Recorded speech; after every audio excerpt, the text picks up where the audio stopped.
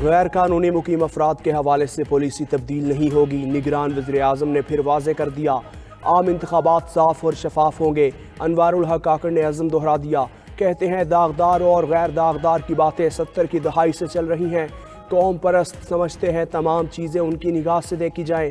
ہمارے لیے سب سے بڑا یہ داغ ہوگا کہ اگر ہم نے الیکشن نہ کروائے، کوئی سیاسی جماعت دعویٰ لے کر آئی ہے تو دعوے کیے جا سکتے ہیں۔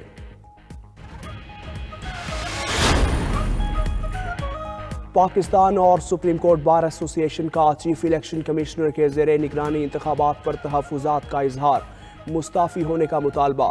موقف میں کہا سکندر سلطان راجہ کی زیر نگرانی شفاف انتخابات ممکن نہیں۔ انتخابات 8 فروری کو ہی ہوں گے، لیکن تمام سٹیک ہولڈرز کو یکساں مواقع فراہم کیے جائیں۔ شکایات کو دور کیے بغیر محض انتخابی ٹائم لائنز پر عمل کرنا استحکام کو نقصان پہنچا سکتا ہے۔ کاغذات نامزدگی جمع کروانے کے لیے ہدایات جاری، ایک امیدوار مختلف تجویز کنندگان کے ساتھ زیادہ سے زیادہ 5 کاغذات نامزدگی جمع کروا سکتا ہے۔ الیکشن کمیشن کے مطابق قومی اسمبلی کی فیس 30,000، صوبائی اسمبلی کی 20,000 روپے ہے۔ کاغذات نامزدگی متعلقہ ریٹرننگ آفیسر کے دفتر میں 20 سے 23 دسمبر تک جمع کروائے جا سکتے ہیں۔ ادھر قومی اور صوبائی اسمبلیوں میں خواتین اور اقلیتوں کی مخصوص نشستوں کے امیدواروں کے کاغذات نامزدگی کا اجراء۔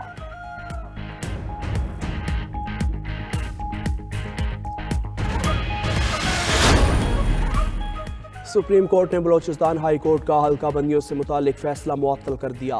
بلوچستان میں حلقہ بندیوں سے متعلق درخواستوں پر دلائل سننے کے بعد حکم امتناع جاری۔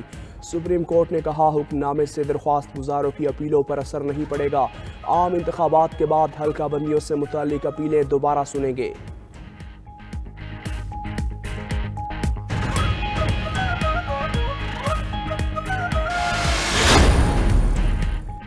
پی ٹی آئی انٹرا پارٹی انتخابات اور انتخابی نشان کا کیس، پشاور ہائی کورٹ نے حکم امتناع میں 21 دسمبر تک توسیع کر دی۔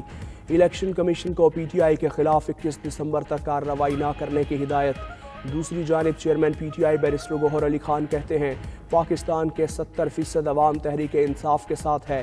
پی ٹی آئی سے انتخابی نشان لینا قوم کے ساتھ ناانصافی ہوگی۔ ہماری استدعا ہے کہ تحریک انصاف کے ساتھ دیگر جماعتوں جیسا سلوک کیا جائے۔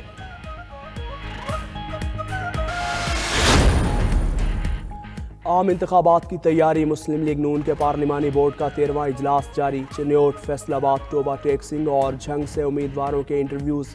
فیصل آباد ڈویژن سے قومی اسمبلی کی 18، پنجاب اسمبلی کی 38 نشستیں۔ فیصل آباد میں آئی پی پی کے ساتھ ممکنہ سیٹ ایڈجسٹمنٹ کے تحت امیدواروں کا فیصلہ متوقع۔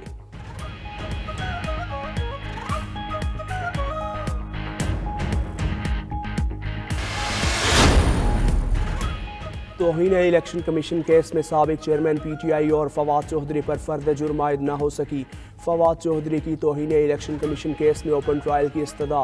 توہین الیکشن کمیشن کیس کی سماعت 27 دسمبر تک ملتوی کر دی گئی۔ دوران سماعت فواد چودھری نے موقف اپنایا کہ ہمیں کیس سے متعلق کاپیاں فراہم نہیں کی گئیں، دستاویزات کے بغیر نہیں بتا سکتا کہ مجھ پر کیا الزامات ہیں۔ الیکشن کمیشن کے 4 رکنی کمیشن نے اڈیالہ جیل میں سماعت کی۔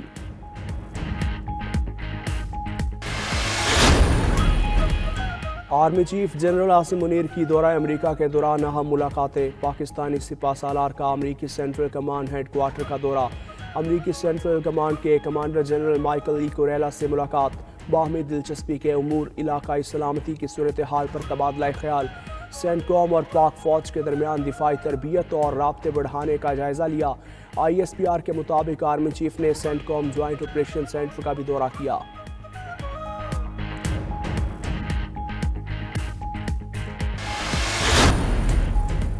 اور بجلی کے محکموں کی آپریشنل لاگت صارفین سے وصول کرنے کی تیاری۔ سی پی پی اے نے ماہانہ 4 روپے 96 پیسے فی یونٹ آپریشنل فیس وصول کرنے کی درخواست دائر کر دی۔ انتظامی اخراجات پر ٹیکس کے 6 کروڑ روپے بھی صارفین سے وصول کرنے کی درخواست کر دی گئی۔